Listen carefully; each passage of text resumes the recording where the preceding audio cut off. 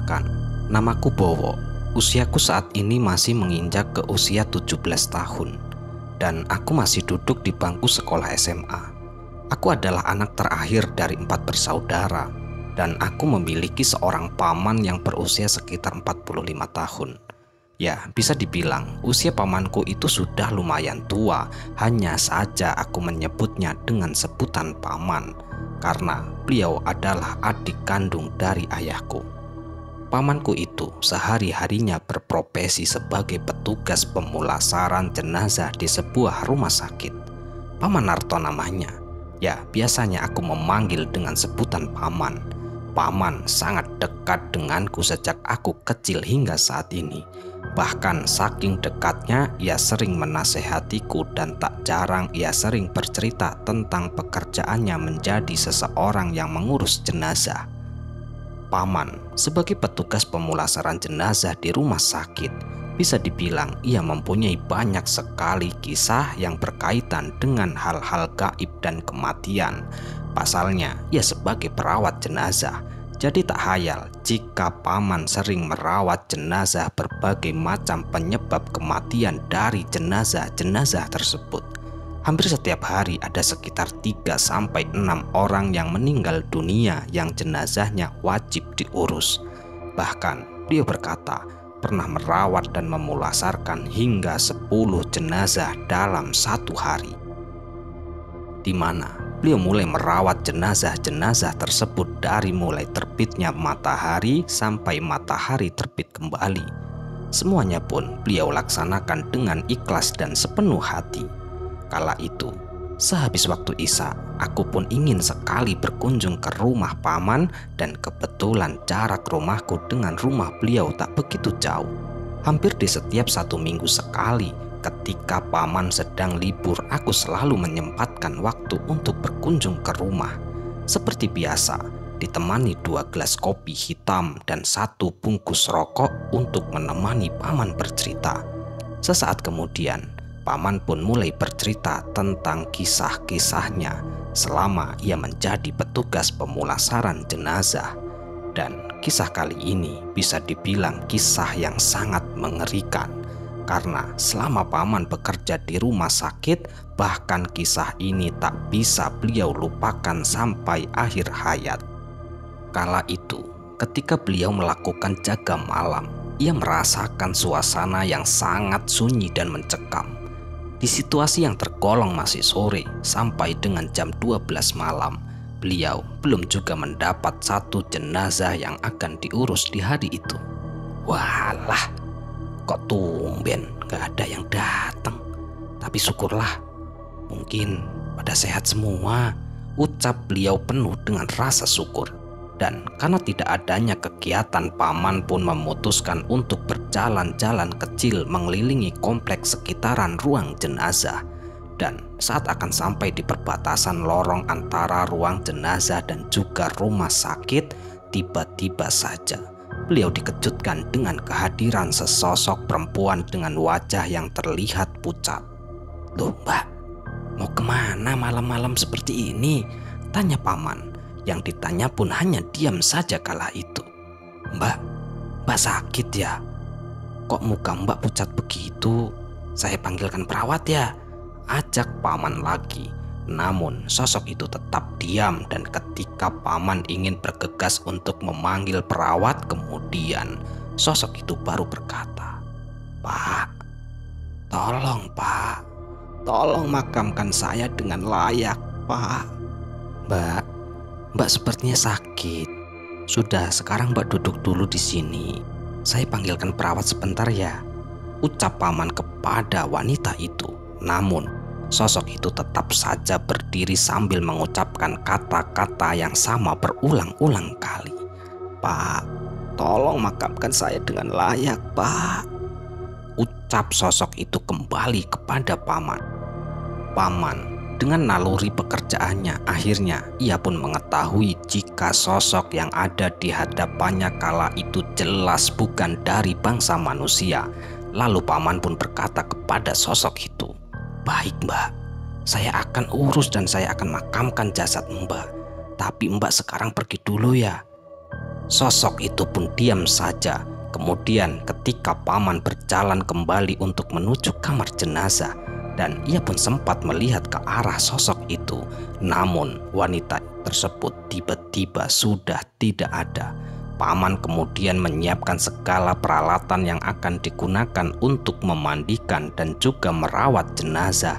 Hingga setengah jam kemudian datanglah mobil ambulan yang dari pintu belakangnya keluar 4 orang petugas medis dengan membawa pasien yang sudah tak sadarkan diri di dalam kantong mayat.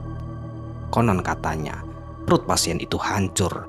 Bahkan bagian perut ke arah bawah sudah tak berbentuk lagi alias remuk. Dan sehelai kain putih yang menutupi jenazah itu pun dipenuhi dengan genangan cairan merah. Dan cairan itu bau anyir amis sekali. Ya, usut punya usut, ternyata jenazah itu adalah seseorang yang mengalami kecelakaan lalu lintas. Paman pun dengan segera mengenakan APD sebagai prosedur merawat jenazah. Begitu kain penutup jenazah terbuka, wajah paman seketika bercucuran keringat. Betapa tidak, wajah jenazah yang berada di depannya itu sama persis dengan wajah sosok wanita yang ia temui tadi. Paman di sini mencoba menenangkan diri. Setelah ia merasa baikan, beliau pun menanyakan tentang identitas dari jenazah ini kepada para pengantar. Dan herannya, keempat orang yang sudah mengantarkan jenazah tersebut tidak ada satupun yang tahu. Namun, salah satu dari mereka pun berkata bahwa nanti akan ada pihak keluarga yang menjemput ketika sudah diketahui identitas dari jasad tersebut. Jika tidak, maka jasad itu akan dimakamkan di tempat pemakaman terdekat. Setelah itu, rombongan orang-orang yang mengantarkan jenazah dan ambulan itu pun pamit meninggalkan paman hanya seorang diri bersama jenazah tersebut. Dan sesuai permintaan dari sosok itu, paman pun kemudian mulai memandikan jenazah, membersihkan jenazah. Paman pun mulai melepaskan satu persatu pakaian yang sudah dibasahi oleh cairan merah pekat. Namun ada satu hal yang aneh. Ya, kala itu bagian leher ke arah atas yang memang kala itu masih utuh, tiba-tiba saja kala itu sudah basah berlendir hingga mengeluarkan bau yang sangat busuk. Dan betapa terkejutnya paman ketika dari lubang hidung dan juga mulut mengalir keluar darah, dan juga dari telinga jenazah itu keluar cairan kuning seperti nanah. Paman beristighfar dan mulai berpikir mengapa jenazah ini dalam kondisi seperti ini. Seumur-umur dalam pengurusan jenazah, baru kali ini paman harus merawat jenazah yang kondisinya sangat mengenaskan. Bagian bawah hancur, dan yang lebih anehnya bagian leher ke atas mengeluarkan lendir yang bau busuk sangat menyengat. Namun paman dengan tetap berdoa, tetap terus melaksanakan tugasnya. Ia pun mulai membersihkan darah dan juga cairan mirip nanah sampai dengan alirannya sedikit demi sedikit berhenti. Akan tetapi kejadian aneh selanjutnya datang dari lubang kubul dubur jenazah itu, di mana kotoran jenazah seolah seperti tidak ada habis-habisnya. Normalnya dalam proses pengeluaran kotoran jenazah cukup 2-4 kali urut, biasanya bagian dubur sudah tak lagi mengeluarkan kotoran. Namun saat itu paman sudah tak terhitung berapa kali beliau itu mencoba mengurut perut dari jenazah, dan belum ada tanda-tanda bahwa kotoran jenazah akan berhenti keluar. Paman di sini kembali termangu, mulutnya terus mengucapkan istighfar sambil terus berdoa agar ia dilancarkan dalam pengurusan jenazah ini. Jam kala itu sudah menunjukkan pukul 2 dini hari, dan paman kala itu masih seorang diri berjuang untuk mensucikan dan merawat satu-satunya jenazah yang datang di hari itu. Dengan tetap mencoba tenang dan terus berdoa, paman dengan telaten terus saja membersihkan kotoran yang keluar dari dubur. Dan akhirnya atas seizin Tuhan, kotorannya pun berkurang sedikit demi sedikit. Alhamdulillah, ujar paman. Namun, apakah kejanggalan akan berhenti begitu saja? Tentu semuanya belum berhenti. Setelah paman mensucikan jenazah itu, tibalah saatnya untuk kembali mengenakan kain kafan. Dari 3 kali berganti kain kafan, tak ada satupun kain kafan yang mampu mengatup dengan sempurna untuk menutupi jenazah itu. Sementara di satu sisi, stok kain kafan sudah akan habis dan keringat yang sudah membajiri tubuhnya. Kala itu paman lagi dan lagi memutuskan untuk diam sejenak, mencoba untuk menjernihkan pikirannya. Ya Allah, dosa semacam apa yang diperbuat jenazah ini hingga jadi seperti ini? Gerutu paman. Paman pun akhirnya memutuskan untuk mensucikan diri terlebih dahulu dengan cara berwudu. Setelah selesai berwudu, sambil terus mengucap asma Allah, beliau pun kembali mencoba untuk membungkus jenazah dengan kain kafan. Dan untungnya jenazah itu akhirnya bisa terbungkus dengan sempurna, bertepatan dengan gema azan subuh berkumandang. Kurang lebih 5 jam ia harus mengurus 1 jenazah seorang diri pada hari itu. Padahal normalnya ia mungkin hanya menghabiskan waktu hanya sekitar 2 jam paling lama untuk 1 jenazah. Namun tidak untuk jenazah kali ini. Hari ini ya hari yang akan ia ingat sepanjang hidupnya. Paman pun kemudian melakukan sholat subuh sambil sejenak mengistirahatkan tubuh dan juga pikirannya. Dan saat selesai sholat, di sela-sela istirahatnya, paman tertidur sebentar di antara tidurnya itu. Kala itu, beliau pun bermimpi melihat sesosok perempuan pucat yang jenazahnya sudah ia rawat tadi. Dalam mimpinya, sosok wanita itu hanya diam, namun tampak dari mukanya ada raut seolah seperti penyesalan yang begitu besar, hingga timbul pikiran paman bahwa mungkin sosok itu ingin menebus dosa-dosanya sebelum nyawanya diambil. Mungkin takdir telah berkata lain.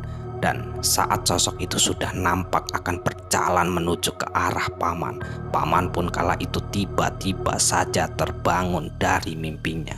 Kemudian ia pun beristighfar dan melihat kembali kondisi jasad tersebut, dan alhamdulillahnya sudah tidak ada hal-hal yang aneh lagi. Pikir paman kala itu, matahari kala itu pun sudah menunjukkan semburan cahayanya. Namun kala itu tak ada satu keluarga pun yang datang untuk menjemput jasad. Hingga akhirnya setelah 7 hari tak kunjung ada keluarga yang menjemput kala itu jenazah akan dimakamkan di pemakaman terdekat. Tiba-tiba saja datanglah 1 orang wanita. Ya, wanita itu ternyata salah satu teman karibnya yang bernama Windy. Windy mengatakan bahwa jenazah itu merupakan temannya. 3 hari lamanya temannya Windy yang bernama Ningsih yang telah meninggal dunia itu tak kunjung pulang. Awalnya Windy tak berprasangka apapun kepada almarhumah karena selama ia bersama Ningsih, ia sangat paham dengan kesehariannya. Kala itu ia hanya mengira bahwa Ningsih sedang bekerja keluar kota. Namun setelah 3 hari berturut-turut tak ada kabar, Windy pun berusaha menghubungi HP Ningsih. Dan kala itu ia terkejut ketika yang mengangkat HP bukanlah Ningsih melainkan pihak kepolisian. Pihak kepolisian pun mengatakan bahwa Ningsih telah mengalami kecelakaan dan keadaannya telah meninggal dunia. Dan di saat itu Windy pun langsung menuju ke kantor polisi. Lalu pihak kepolisian menjelaskan kronologi kejadian kecelakaan yang mengakibatkan Ningsih meninggal dunia. Kala itu tepat di jam 11 malam, Ningsih mengendarai sepeda motor seorang diri. Namun tiba-tiba motornya pun oleng dan menabrak pembatas jalan. Lalu ia terpental ke arah berlawanan. Dan bertepatan sekali dari arah berlawanan melaju sebuah mobil truk dengan kecepatan lumayan. Akhirnya karena jarak yang terlalu dekat, mobil itu pun tak mampu menghentikan lajunya. Dan akhirnya Ningsih pun tertabrak. Kecelakaan ini murni kesalahan Ningsih yang lalai berkendara. Karena tak ada satupun identitas, akhirnya jasad Ningsih pun diinapkan di rumah sakit sembari menunggu jemputan dari keluarga. Namun naasnya, Ningsih sudah tak mempunyai keluarga. Bahkan Windy, teman dekatnya pun ia tak tahu ia berasal dari mana. Dan selama hidupnya Ningsih pun tak pernah menceritakan latar belakang kepadanya, yang membuatnya tak tahu harus bagaimana untuk memakamkan jasad temannya itu. Hingga akhirnya Windy pun pasrah, dan di saat itu jasad Ningsih pun dimakamkan di pemakaman dekat dengan rumah sakit. Tentu semua itu telah melalui beberapa proses dan tahap. Dan setelah mendapat info dari kepolisian, Windy pun langsung bergegas menuju ke rumah sakit, dan akhirnya jasad Ningsih pun akan dimakamkan. Tak berselang lama, satu mobil ambulan bersama rombongan pengubur jenazah pun telah tiba. Namun kejadian janggal pun kembali terjadi saat jenazah akan dimasukkan kembali ke dalam peti. Tiba-tiba saja jenazah itu terasa begitu berat, bahkan 6 orang dewasa pun kala itu tak sanggup untuk hanya mengangkat satu jenazah. Waduh, bagaimana ini Pak? Sudah, mari kita berdoa sama-sama. Semoga semuanya segera dilancarkan, ajak paman. Mereka pun lalu berdoa bersama, dan saat berdoa bersama itulah tiba-tiba saja hawa ruangan mendadak menjadi lebih panas daripada biasanya. Padahal ruangan tersebut AC dalam kondisi menyala. Namun karena saking kusuknya kekuatan doa, akhirnya jenazah tersebut pun berhasil dimasukkan ke dalam peti cukup dengan 2 orang saja. Semua orang yang ada di ruangan tersebut pun geleng-geleng tidak percaya. Bahkan di antara mereka ada yang berucap, "Na'udzubillahi min dzalik." Paman pun kemudian berkata sebaiknya jenazah ini segera saja dimakamkan, karena kala itu sudah pagi dan memang lebih baik segera dimakamkan setelah proses administrasi dan juga sudah mengetahui tempat pemakaman jenazah. Paman pun langsung bersama rombongan berangkat menuju ke lokasi pemakaman, dan alhamdulillah selama perjalanan tidak terjadi hal-hal lagi. Akan tetapi bukan berarti cobaan sudah selesai di situ saja. Sesampainya di makam, para rombongan kali ini dikejutkan dengan kondisi liang lahat yang sudah dipenuhi dengan air. Paman dengan dibantu beberapa orang akhirnya bergotong royong untuk menguras air yang ada di dalam makam.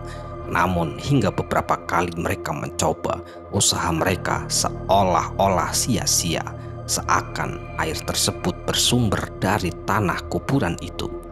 Waktu kala itu sudah semakin siang, para pengantar jenazah dan juga paman pun dilema dengan situasi ini.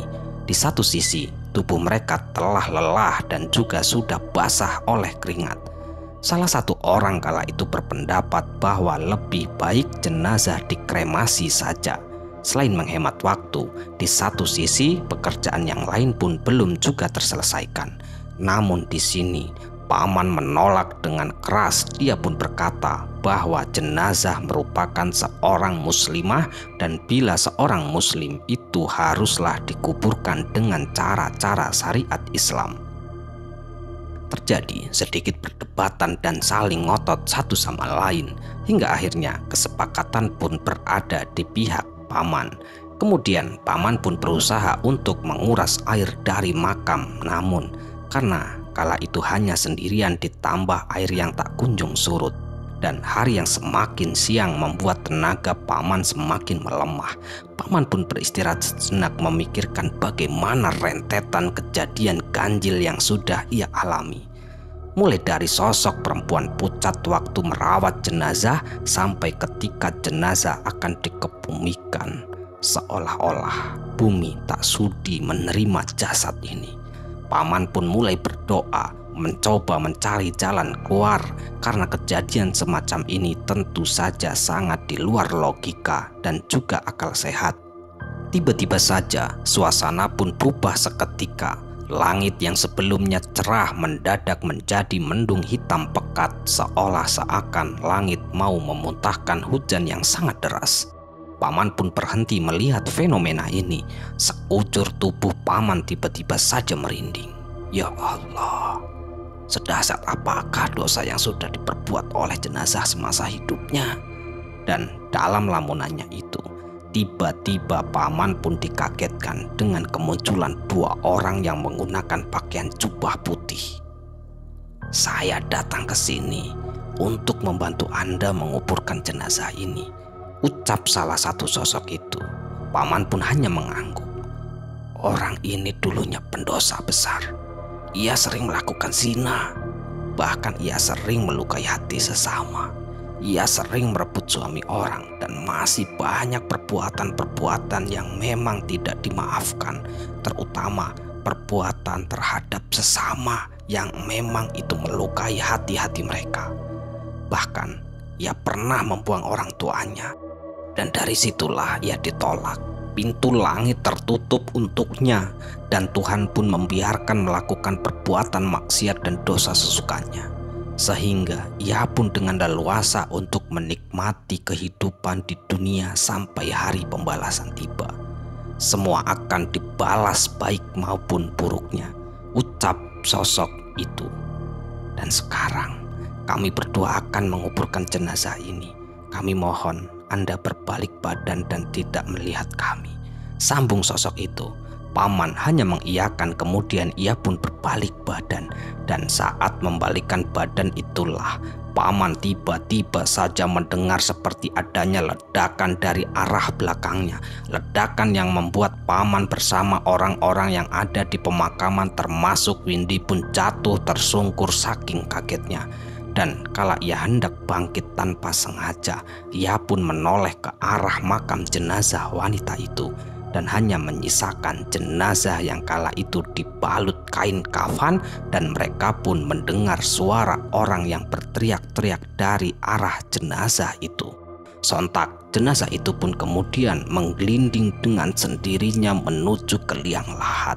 Dan dari dalam makam itu terdengar teriakan kesakitan yang terus terdengar di telinga Paman dan mereka semua. Paman bersama orang-orang yang berada di sekitar makam kala itu bergetar hebat, tubuhnya seketika lemas menyaksikan peristiwa yang baru saja mereka alami.